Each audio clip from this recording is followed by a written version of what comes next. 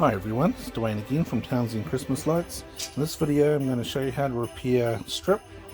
In this case, when I took the tree in from testing, I snagged one of the runs and on something as I was carrying it in, and it snapped it off right here at the end of the whole tree. So I'm going to replace this little segment here and show you how to do that.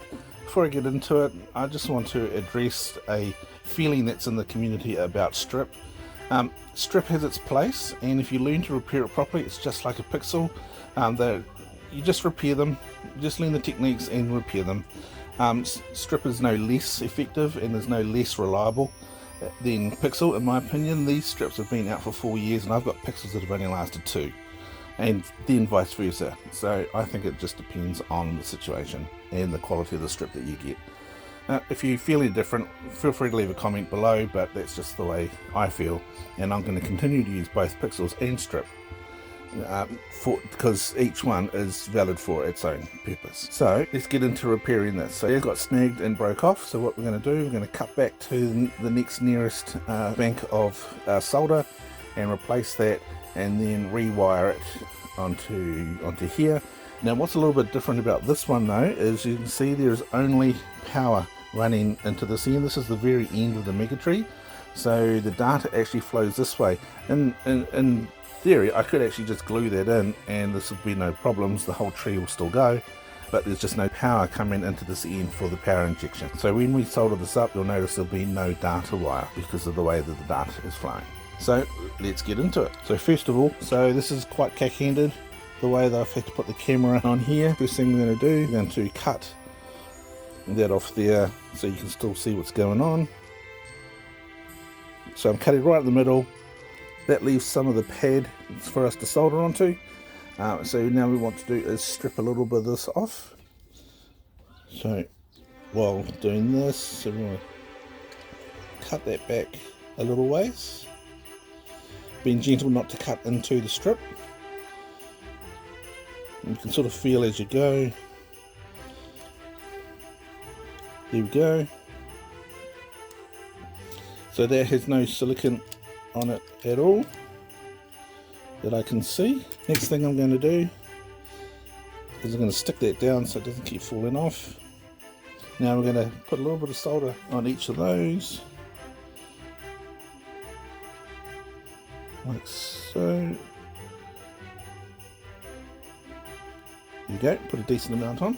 Then we get our replacement strip. Now this strip used to be white, and of course out in the sun it discolors. So luckily I've got some, so I'm going to replace it with that. You'll never notice, but it would normally come in a nice white, and I haven't really noticed any color difference over time with the rubber going to that yellow. I think if you put them side by side you might see it, but in the scheme of things I haven't seen any difference. So on this one, I'm just going to cut this off here because that one has a slight bit of damage on it. So we'll just cut that off like so. And it was only 1 pixel we're replacing. So again, there we go, cutting in the middle, there's a line there, so just cut on the line. And then same as before, we're going to strip back. So a gentle cut through. And then I like to cut that way because I can feel that I haven't cut through the strip. Just doing this off camera. So like so, and then also want to do the other end as well, and then making sure that there's no silicone left behind, otherwise you won't be able to solder onto those pads. Ensure that the arrow is pointing in the right direction. So we've got the arrow coming down this way, and once again we're just going to throw some tin on there, line that up. So what we should see is ground to ground, data to data, and the voltage, in this case 5 volts, and we just do that. So that is set, that first one, second, and then third. Right, it's as simple as that. And then on the other end, I'm going to do the same, like so. So get yourself some heat shrink. I only have black, you're not really going to notice it in the middle of the night. bobbin lights are going, so we want to just cover a bit of it. Now we'll take off that tape.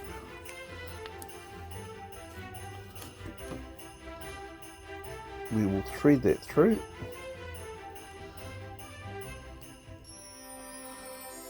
Like so. And then I am going to heat shrink it on.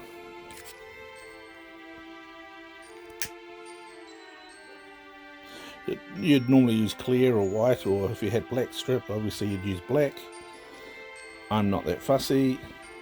Right, so now you have to take care of this end. So the way we're going to do that is, in this case, I have to cut off that cable tie, slide that down, and I want to solder all those off. So first of all, I'm going to cut the cover away, everything here. Now I'm going to take this opportunity to tidy this up a bit. Oh, I don't need that one, and I don't need that one. All I need is to be left with one positive and one negative, and we're going to tin it. Then what I'm going to do, I want to put some more heat shrink on it. I'm just going to slide that down out of the way, get some red tape so I can tape that down like so, and then so we have ground, and then we have the 5 volts. So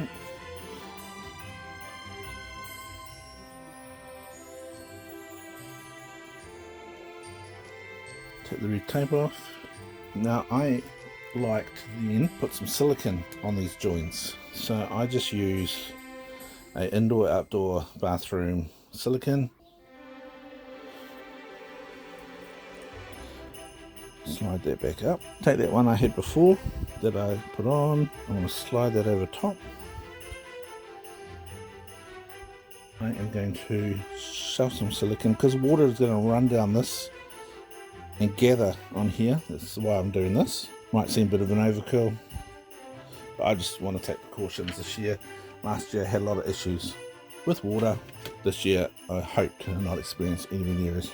Well, any, to be honest. Right, so we're going to melt the heat shrink like so. Now it might look messy, but at the end of the day it's not noticeable, and it's watertight. And there we have it. I will then, once the tree's up, I will then put another cable tie over the bottom there, just so it's nice and tight, and that is job done. So you can do that repair anywhere in the strip. It's just in this case happened to be at the end, but you can do it anywhere, and you can waterproof it however you wish. Some people put actual heat shrink with a glue in it. That seems to work fine. I used to use hot glue inside instead of silicone. That wasn't so good. As the time went on, it got brittle and cracked, and water still got in. So I find the silicone method to be extremely effective. Alright, stay tuned for some more videos. I hope to do a behind the scenes video soon, and then there'll be videos throughout the display season. Take care.